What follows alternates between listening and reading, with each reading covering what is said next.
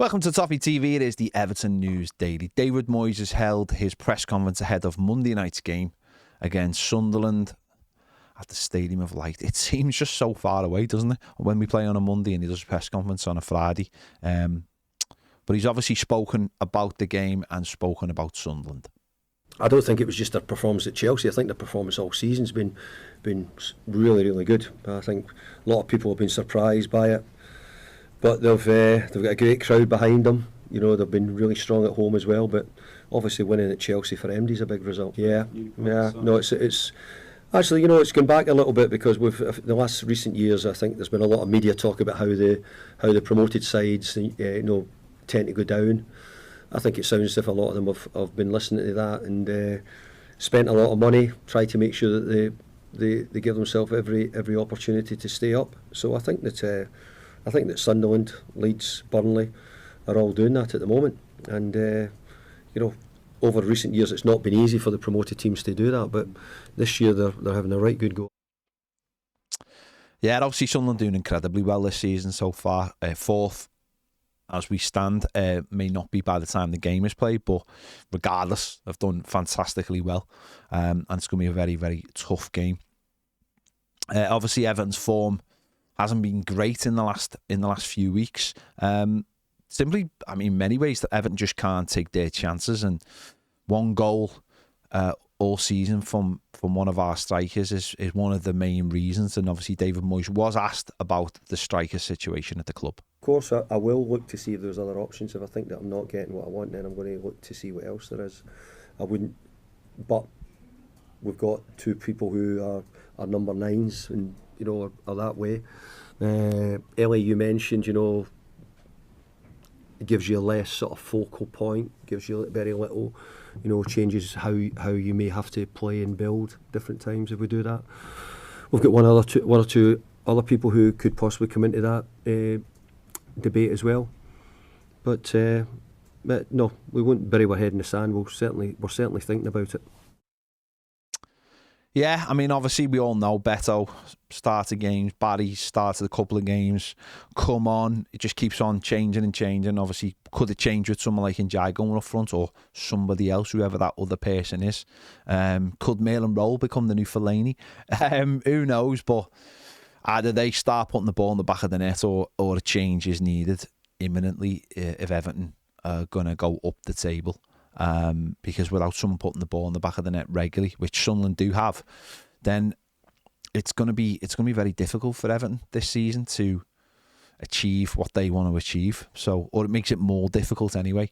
Another player David Moyes was asked about was Seamus Coleman. Obviously, Everton have been playing Jake O'Brien at right back, and in the last few weeks, obviously, there's been noise of maybe changing that position. Jake went off against Spurs and James Garner went back there. But with Seamus Coleman obviously being involved for Ireland in the last international weekend, it's brought up his name again. Let's hear his thoughts on it. Seamus has done really well. I was pleased to get the games for Ireland because it got him some more minutes under his belt, got him a bit more match ready.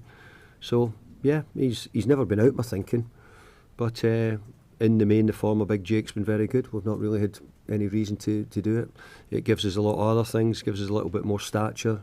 He's a very quick boy, so it gives us a lot of other things. So, but Seamus has always been there, and as far as I'm concerned, he'll always be there or thereabouts.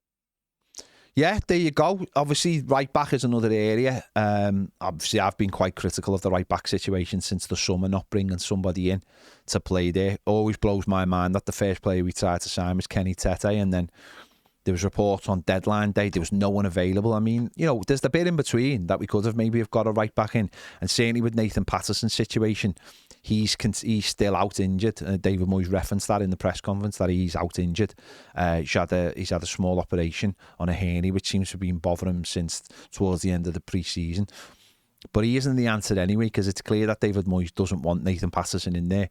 He's been very reluctant to play Seamus, and you can understand why, because the injuries over the last couple of years, he's had an issue there. And I think the last game he actually started in the Premier League was, you'd have to go back to the last game at Goodison Park where he went off injured.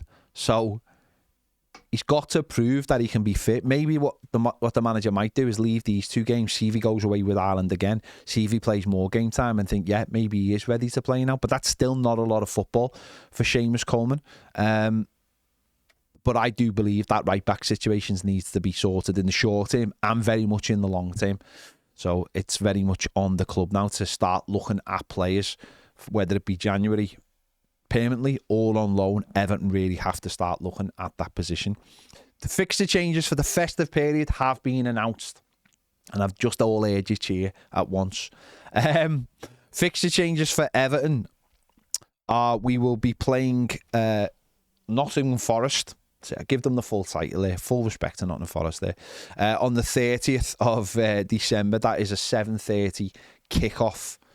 We were playing Brentford at home on the 4th of January, which is a Sunday, and that's a 3 p.m. kickoff, which sounds a bit strange. It's almost like a normal Saturday, but being played on the Sunday. And we're at home again. We're at home at Wolves on the 7th of January. That's a 7:30 kickoff, which to me seems a little bit early for Hill Dickinson. Everyone's going to have to, if people are working that day, they're going to have to get down there as early as possible. That seems really early for me. But with those changes, the main thing is that our Boxing Day fixture, which is not Boxing Day, it's the 27th of December, is Burnley, 3 p.m.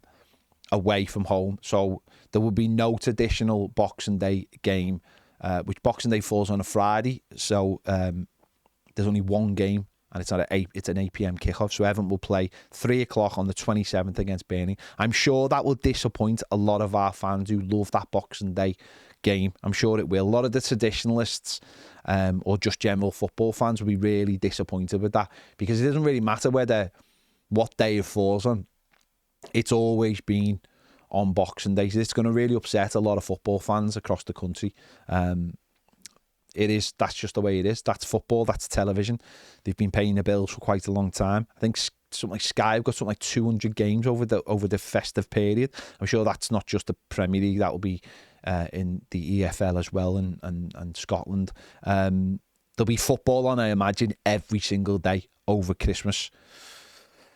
So yeah, those our TV changes don't change loads, but what it does say is that 27th Burnley away, 3 p.m. kickoff. And that's the end of that. And finally, Brian Sorensen said there is no need to panic. The Everton women's manager has come under a little bit of pressure recently. Everton have failed to win any of their home games so far at Goodison and when they played the Hill Dickinson Stadium. They play Villa away on Sunday after this coming back from the international weekend. They've took 4 points from their away games so far and none from their home games. So good opportunity. Hopefully they pick up some points on Sunday. So good luck to them. Right, we'll be back on Monday ahead of the game at Sunderland. Make sure to check out the match preview with John and myself and my starting 11 over the weekend. Make sure you check out them. Give this video a like, subscribe if you haven't already for more great videos. Join us over on Toffee TV Premier. The link is in the description and the QR codes come on screen now. See you later.